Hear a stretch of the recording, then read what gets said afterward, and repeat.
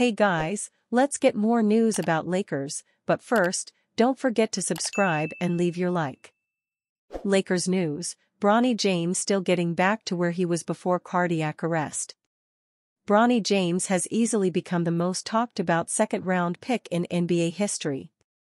The Los Angeles Lakers selected him at number 55 overall in the 2024 NBA Draft, and it has since been non-stop discourse surrounding whether or not he is fit to be in the league and what he can contribute to the Lakers either in the G League or with the parent team. But lost in all of the conversation surrounding Bronny is the fact that he missed out on a good chunk of his freshman season at USC after suffering an unexpected cardiac arrest in the summer of 2023. James has only 25 college games under his belt, as he spent the rest of that summer and the start of the year just trying to figure out if basketball was still a part of his future. Bronny went into detail recently on what must have been one of the scariest moments of his young life, the immediate fallout, and how he's feeling today as he gears up for his first professional campaign, via Hanif Abdurraqib of Men's Health. When Bronny talks about the heart incident, as he refers to it, he momentarily tenses up, drops eye contact. He tells me that it just felt like a normal day. He had his smoothie and went to go to a summer workout on USC's campus before school started and the season kicked off in earnest. Midway through running drills, he says, he blacked out, doesn't remember anything else. He had suffered a cardiac arrest. When I ask if he was concerned, in the moment, about his ability to play again, he says, at the point when it happened, there were a whole bunch of categories that what had happened could fall under, so yeah. There were a whole lot of emotions, but, he trails off here, just for a moment, before snapping back to escape the thought, talking with renewed energy about his recovery. I got real on top of my routines to get back to where I was. I had to do breathing exercises and stuff. It was a total reset. I have to stay on top of my heart medications, and, he pauses to laugh a little bit here, I got my heart pillow. A heart pillow? When I coughed, it used to hurt a little bit, but you get this pillow, and when you cough you just hold it so it doesn't hurt. My days aren't normal anymore, he continues. I still feel like I'm getting back to where I was. This is not only devastating to hear from a human perspective, that an impossible to control or predict health event is still having effects on him over a year later, but it also puts an extra layer of disrespect for those who choose to criticize Bronny. At 20 years old with a recent cardiac arrest, James saw an opportunity to make a name for himself, boost his personal finances, and get the chance to call himself a professional athlete. Perhaps he didn't want to take the risk on another year in college, and felt he was better served developing while already in the NBA. Lakers newsletter: JJ Redick says communication is key to being a good coach.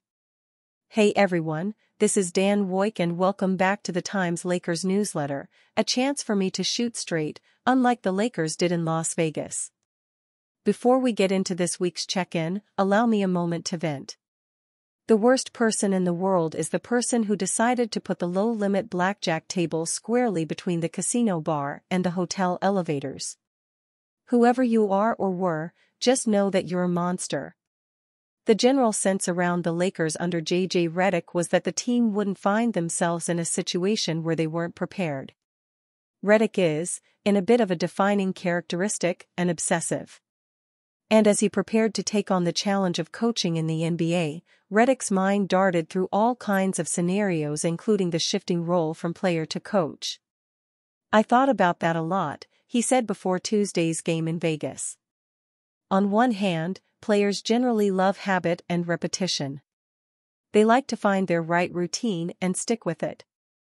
As a pro, Redick was incredibly deliberate in his approach. But coaching requires flexibility, the ability to turn left at a blink when maybe the plan was originally to go in a different direction. The solution to this, of course, is communication. I've had a strategy behind that even though it's preseason. I think you just have to communicate. I think that's the biggest thing. Guys thrive when there's communication and it's clear, Redick said. Whether that's being clear about what the goals are this week, what the schedule is in terms of what we're emphasizing. I've laid that out for the guys. Going into a game, I've communicated with every player about what their playing time is going to look like. I'm not saying that we're going to do that for all 82 games. You do get into a little bit of a rhythm. But just the communication piece is huge, and I always appreciated it as a player. Warriors coach Steve Kerr had a similar approach, a tentpole of his plan when he took the Warriors job in 2014. I think it helps if you were a former player, and it really helps if you weren't that good of a former player, too. I know how everybody is feeling on the bench, and that's a big part of this job, communicating with guys who aren't playing as much. Maybe don't quite understand what's happening, Kerr said. I think it's important to maybe over-communicate, let everyone know what the role is and what's expected of them. As a former player, you want to know. You want to know why. In the old days, they didn't tell us why. I think these days, you better. You better tell them why, because it's a different era. A different time. There are different expectations. All kinds of pressure on these guys, us, the team. This Lakers-Bulls trade would infuriate the Los Angeles fan base. The Los Angeles Lakers are facing a major problem entering the 2024-25 season. The franchise emerged as a major loser in the offseason, failing to bring in any marquee free agents to pair with LeBron James and Anthony Davis. They definitely need a significant shakeup that can lead them to put together a major trade that could help them compete at the next level. Meanwhile, the Chicago Bulls are looking to turn the page after trading DeMar DeRozan to the Sacramento Kings. They have a talented backcourt with a plethora of quality players that could serve as a trade. One in particular is Zach LaVine. LaVine is returning from a significant knee injury, raising important questions about his performance and playing style. Given the moves the Bulls made in the offseason, he may find himself as the odd man out on the roster, increasing the likelihood of a potential trade. At first glance, this trade may look like the Lakers are giving up way too much to the Chicago Bulls, especially if they have to throw in a future first-round pick to seal the deal.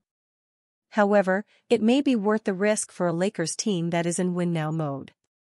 Lakers fans have rallied behind all the outgoing players, and each have been crucial in their success over the last few years. It could be a hard pill to swallow as it can crush team chemistry, but the Lakers showed over the last couple of years that are willing to do whatever it takes to win a championship, and this move could be the thing that puts them over the top.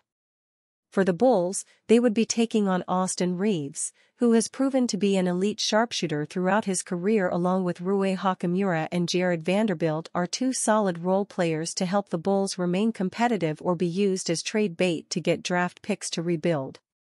If they can get the Lakers to include a future first-round pick, they're in even better shape. On the other side of this trade, the Lakers are taking a huge gamble on LaVine, who is coming back from a major foot injury that took him out for most of the 2024-25 season. It's the definition of high risk and high reward, but if healthy, LaVine could be the difference maker for a Lakers team that is looking to compete for a championship. Matas Buzelis, the rookie from Lithuania, is a quality role player who in the right situation could be a guy who can grow into a fan favorite due to his high IQ. He showed a lot of promise during his time with the G League Ignite that should make him a quality NBA player down the line. And you, fan? What do you think of the situation of Zach LaVine? Leave your opinion in the comments.